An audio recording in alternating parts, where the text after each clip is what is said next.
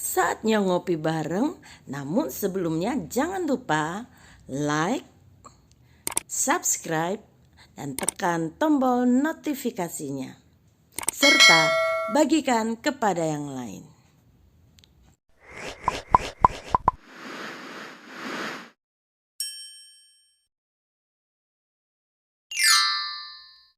Shalom saudaraku. Di tepi sawah ini saya melihat ternyata padi yang ditanam oleh petani tidak hanya tumbuh begitu saja, tetapi di antaranya ada tumbuh juga lalang-lalang seperti ini. Mengingatkan saya akan perumpamaan yang diberikan oleh Tuhan Yesus tentang lalang di antara gandum, dan dicatat dalam Matius pasal 13 ayat yang ke-24 sampai 30. Tuhan Yesus membentangkan suatu perumpamaan lain lagi kepada mereka. Katanya, hal kerajaan surga itu seumpama orang yang menaburkan benih yang baik di ladangnya.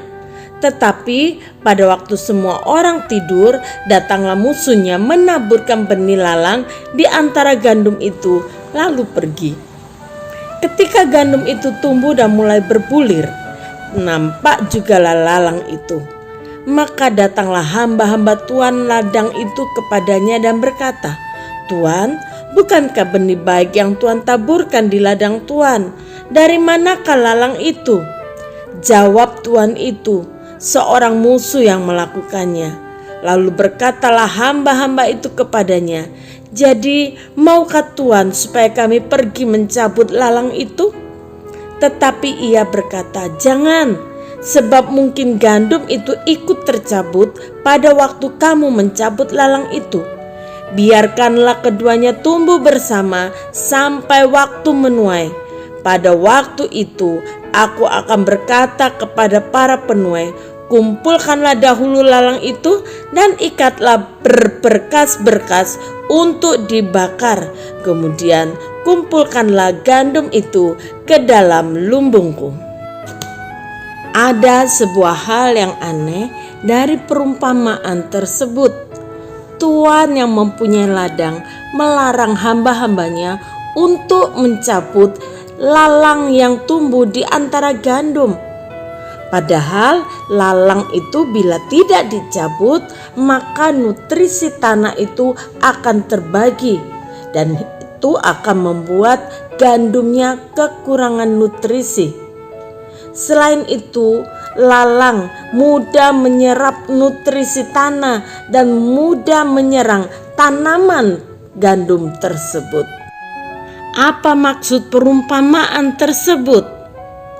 Tuhan Yesus menjelaskan, orang yang menaburkan benih baik ialah anak manusia. Ladang ialah dunia. Benih yang baik itu anak-anak kerajaan, dan lalang-lalang anak-anak si jahat. Musuh yang menaburkan benih lalang ialah iblis. Waktu menuai ialah akhir zaman, dan para penuai itu malaikat. Maka seperti lalang itu dikumpulkan dan dibakar dalam api, demikian juga pada akhir zaman. Orang-orang yang percaya kepada Tuhanlah yang disebut sebagai benih yang baik itu. Dan selama masih hidup di dalam ladang dunia ini, maka Tuhan mengizinkan kita hidup berdampingan dengan anak-anak si jahat yang ditaburkan oleh musuh Tuhan, yaitu iblis. Mengapa? Matius 5 ayat 45. Karena dengan demikianlah kamu menjadi anak-anak Bapamu yang di surga, yang menerbitkan matahari bagi orang yang jahat dan orang yang baik, dan menurunkan hujan bagi orang yang benar dan orang yang tidak benar. Ya, Tuhan mengizinkan benih yang Dia tabur itu hidup berdampingan dengan benih yang ditabur oleh si jahat. Gandum hidup berdampingan dengan lalang, namun pada suatu saat nanti akan nampak mana yang benar-benar baik, mana yang benar-benar jahat.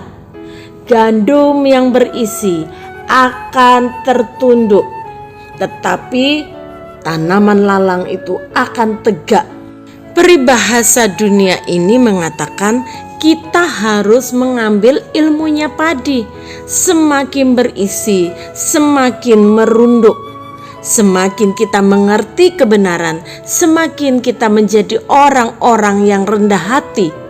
Tetapi padi yang kosong itu akan tetap berdiri, menggambarkan orang yang tidak berisi, yang tidak rohani, tetapi merasa dirinya rohani, merasa dirinya hebat. Saudara, seringkali kita merasa bahwa Tuhan membiarkan orang-orang jahat berkuasa, yang jahat semakin jahat, dan seolah-olah hukum tidak berlaku atas hidup mereka. Melalui perumpamaan ini, Tuhan Yesus mengajar kita agar kita tidak terlalu fokus dengan orang-orang jahat dan segala kejahatan yang mereka lakukan, seolah-olah mereka tidak akan mendapatkan penghukuman. Karena hal itu akan justru menghalangi dan mengurangi konsentrasi kita untuk tetap hidup sebagai benih yang baik dalam kehidupan kita sehari-hari. Tuhan Yesus mau kita, orang-orang yang telah menerima benih yang baik itu daripadanya, untuk tetap fokus mengembangkan benih yang baik itu di dalam kita, hingga kelak bisa menghasilkan buah yang matang, yang menyukakan Tuhan dan dapat dinikmati oleh semua orang. Tetaplah hidup benar, tetaplah hidup tekun di dalam iman, pengharapan dan kasih, sabar dalam segala keadaan, karena ada waktunya. Lalang itu dikumpulkan dan dibakar dalam api. Pada akhir zaman, Tuhan Yesus akan menyuruh malaikat-malaikatnya, dan mereka akan mengumpulkan segala sesuatu yang menyesatkan dan semua orang yang melakukan kejahatan.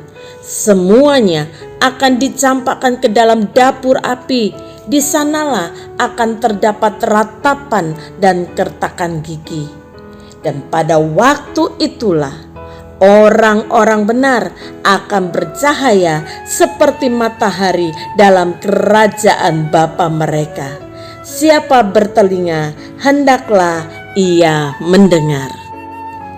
Bapa, terima kasih untuk kebenaran firman Tuhan yang mengingatkan kepada kami, supaya kami tidak cemburu dengan orang-orang jahat yang sepertinya dibiarkan saja terus berbuat jahat dan tidak mendapatkan hukuman atas kejahatan mereka.